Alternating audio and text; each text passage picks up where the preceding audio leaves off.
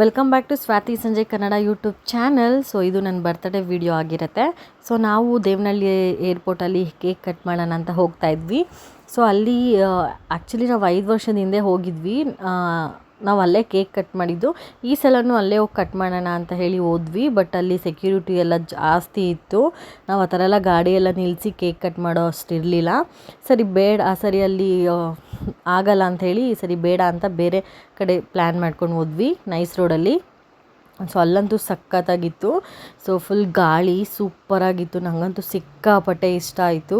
So ಈ video ಅಂತೂ ನನಗೆ ಸಿಕ್ಕಾಪಟ್ಟೆ ಹಾರ್ಟ್ ಟಚಿಂಗ್ ವಿಡಿಯೋ ಅಂತ ಹೇಳ್ಬೋದು. ಸೊ ನಮ್ಮ ಹಸ್ಬೆಂಡ್ ತುಂಬ ಖುಷಿ ಪಡ್ತಾಯಿದ್ರು ನಾನು ಈ ಥರ ಪೋಸ್ಟ್ ಕೊಡ್ತಾಯಿದ್ರೆ.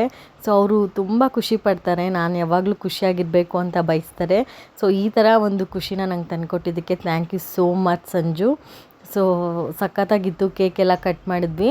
ಸೊ ನಾನು, ನಮ್ಮ ಮೈದ್ನ, ನಮ್ಮ ಹಸ್ಬೆಂಡು, ಸೊ ನಮ್ಮ ಹಸ್ಬೆಂಡ್ ಅವ್ರ ದೊಡ್ಡಮ್ಮ ಮಗ, ನಾವು ಇಷ್ಟು ಜನ ಹೋಗಿದ್ವಿ. ನನ್ನ ಮಗಳು ಮನೆಯಲ್ಲೇ ಇದ್ಲು, ನಮ್ಮ ಅತ್ತೆ ನೋಡ್ಕೊತಿದ್ರು.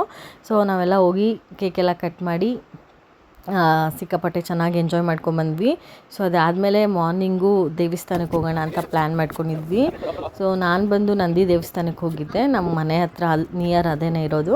ಸೊ ಅಲ್ಲೇ ಹೋಗಿ ದೇವರ ಆಶೀರ್ವಾದ ತೊಗೊಂಬರೋಣ ಅಂಥೇಳಿ ಹೋಗಿದ್ವಿ.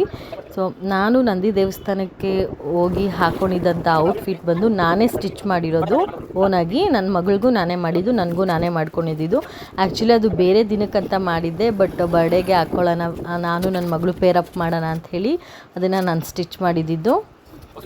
ಸೊ ನಿಮಗೆ ಸ್ಟಿಚಿಂಗ್ ವಿಡಿಯೋ ಏನಾದರೂ ಬೇಕಂದರೆ ಖಂಡಿತ ನಾನು ಶೇರ್ ಮಾಡ್ಕೊತೀನಿ ನೆಕ್ಸ್ಟು ಅಪ್ಕಮಿಂಗ್ ಡೇಸಲ್ಲಿ.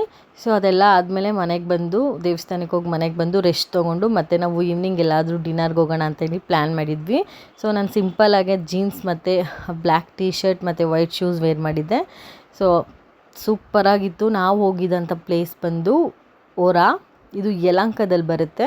ಸೊ ಸಿಕ್ಕಾಪಟ್ಟೆ ಚೆನ್ನಾಗಿತ್ತು. ಆ್ಯಂಬಿಯನ್ಸ್ ಅಂತೂ ನೆಕ್ಸ್ಟ್ ಲೆವೆಲ್ ಅಂತ ಹೇಳ್ಬೋದು. ಸೊ ಅಲ್ಲಿನ ಊಟನೂ ಅಷ್ಟೇನೆ, ನಾವು ಇಂಡಿಯನ್ಸ್ ಹೆಂಗೆ ಅಂದರೆ ನಮ್ಮ ಮನೇಲಿ ಯಾವ ರೀತಿ ತಿಂತೀವೋ ಸೊ ಅದೇ ರೀತಿ ಇತ್ತು. ನನಗಂತೂ ಊಟ ಎಲ್ಲ ಸಿಕ್ಕಾಪಟ್ಟೆ ಇಷ್ಟ ಆಯಿತು.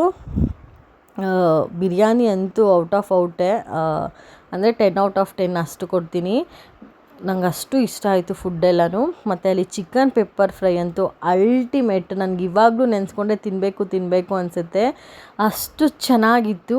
ಅದು ಚಿಕನ್ ಪೆಪ್ಪರ್ ಫ್ರೈಯೂ ಅಲ್ಲ, ಲಾಲಿಪಾಪು ಅಲ್ಲ. ಸೊ ಒಂಥರ ಸಕ್ಕತ್ತಾಗಿತ್ತು. ನಾನು ಅದನ್ನು ಟ್ರೈ ಮಾಡಿದ್ದು. ಆ ಥರ ಬೇರೆ ಎಲ್ಲೂ ನಾನು ಟ್ರೈ ಮಾಡಿಲ್ಲ. ಸೊ ಈ ಥರ ಹೊಸದು ಯೂನಿಕ್ಕಾಗಿ ರೆಸ್ಟೋರೆಂಟ್ಸು ಈ ಥರಕ್ಕೆ ಹೋಗೋದಕ್ಕೆ ನಮ್ಗೆ ತುಂಬ ಇಷ್ಟ ಆಗುತ್ತೆ. ಸೊ ಅದಕ್ಕೆ ನಾವು ಹೋಗಿದ್ವಿ. ಸೊ ನಮಗಂತೂ ಸಿಕ್ಕಾಪಟ್ಟೆ ಇಷ್ಟ ಆಯಿತು. ಮತ್ತು ಈವ್ನಿಂಗ್ ಲೈಟ್ಸ್ ಎಲ್ಲ ಈ ಥರ ಆನ್ ಮಾಡಿ ಇಟ್ಟಿರ್ತಾರೆ. ಸೊ ನಾವು ಒಂದು 5 o'clock ಹಂಗೆ ಹೋಗಿದ್ವಿ. ಸೊ ಎಂಜಾಯ್ ಮಾಡಿದ್ವಿ. Thank you so much for watching.